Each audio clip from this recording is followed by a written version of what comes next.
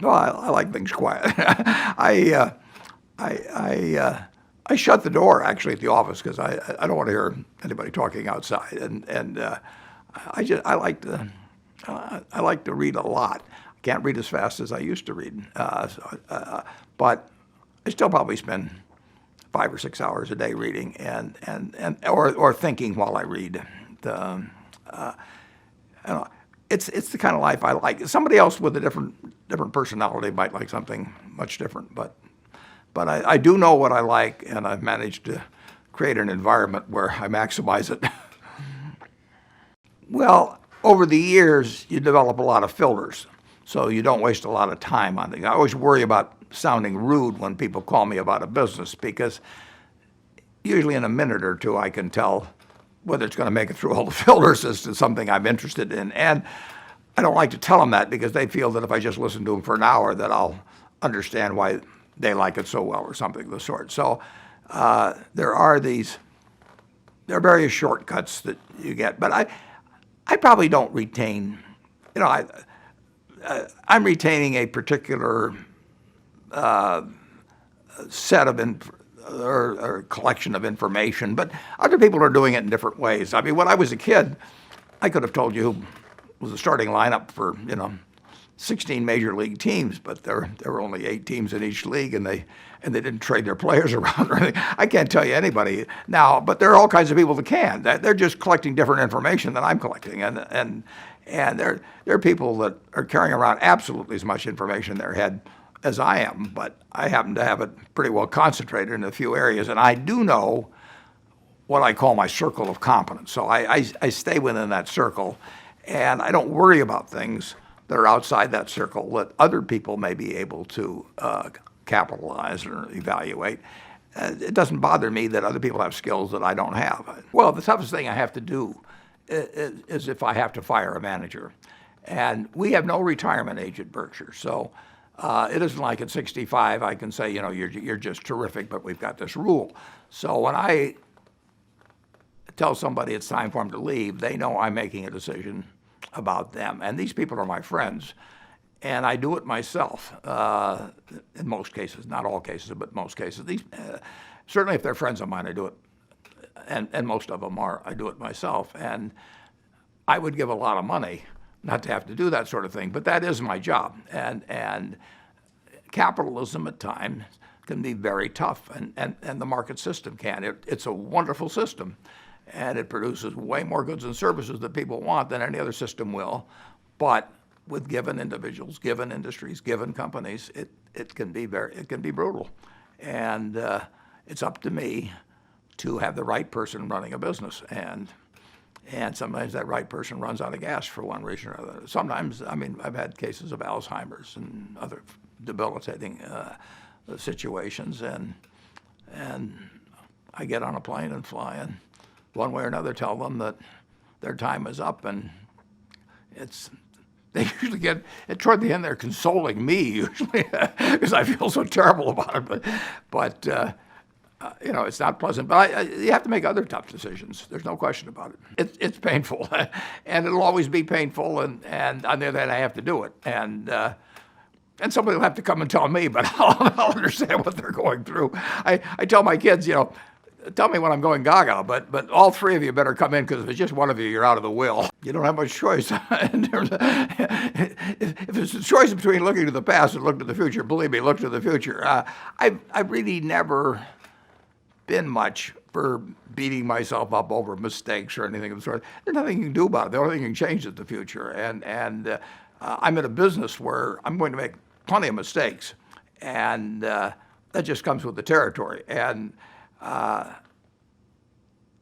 you move forward. Although when Kay Graham died, I was really hit.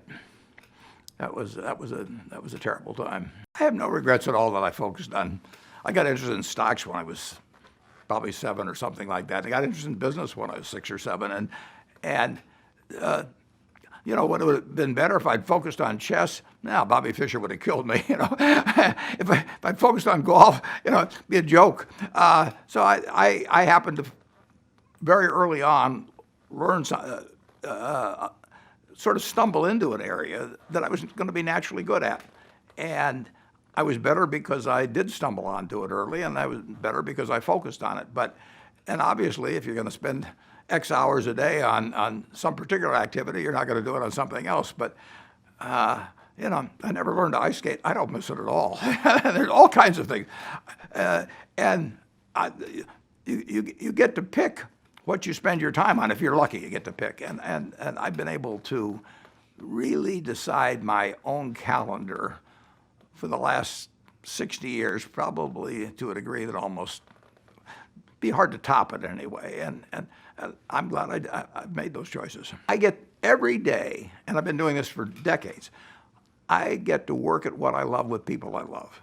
If you take my assistant, Debbie Bosonic, I mean, there's nobody in the world I'd rather work with than her. And Charlie Munger, my partner, even though he's in Los Angeles, there's nobody I'd rather work with than Charlie. The managers we have, so I get to select the game, sort of how the game is going to be played, and I get to select the people who are going to be on my team. And if I'm associating with somebody that causes my stomach to churn, it's my fault because I don't have to do it. And I've arranged things that way to quite a degree.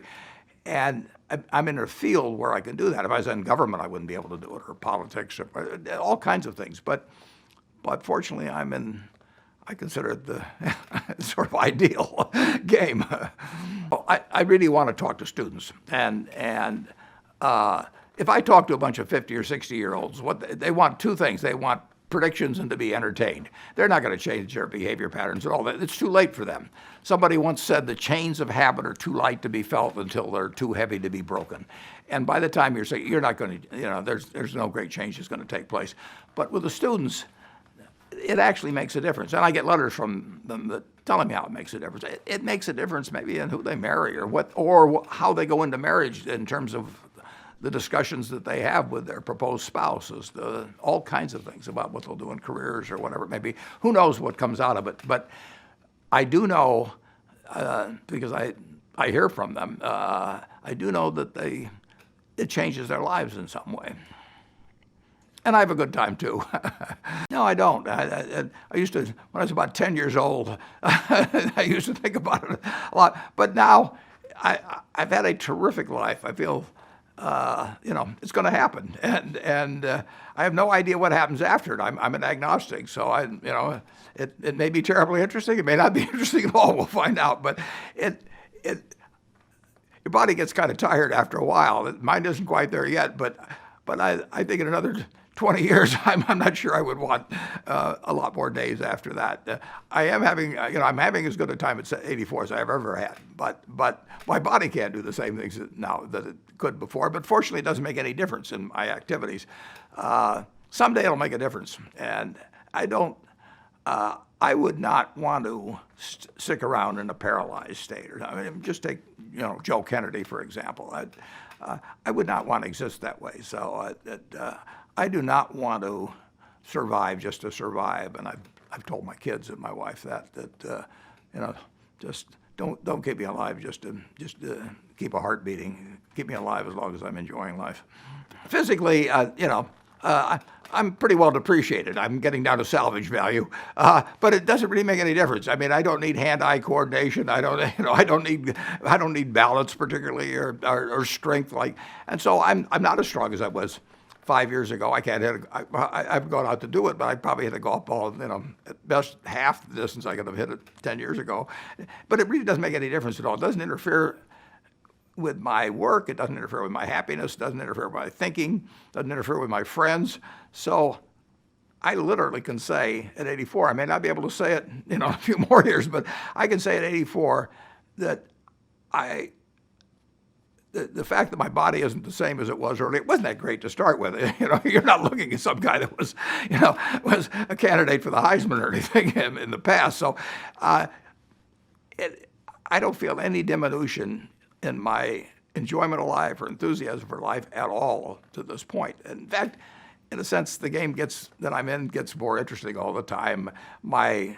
It's tough. The one part about growing old that's particularly tough is you lose more of your friends. I mean, that is tough. I just lost one last week, and Don Keogh, who was a wonderful friend. But aside from that, and that's important, but aside from that, I wake up every morning as excited about the day that's coming as I ever have in my life. I would not do as well on an IQ test as I would have 50 years ago. I can do mental arithmetic still pretty well, but not as good as I could when I was in my 20s or 30s. I read faster when I was younger. My memory is still pretty good for business facts and that sort of thing. But if I'd read a book when I was 25, I'd remember it better than if I read a book now. On the other hand, I've learned more about people over the years. So I'm better actually at things that involve people judgments than I would have been when I was in my 20s.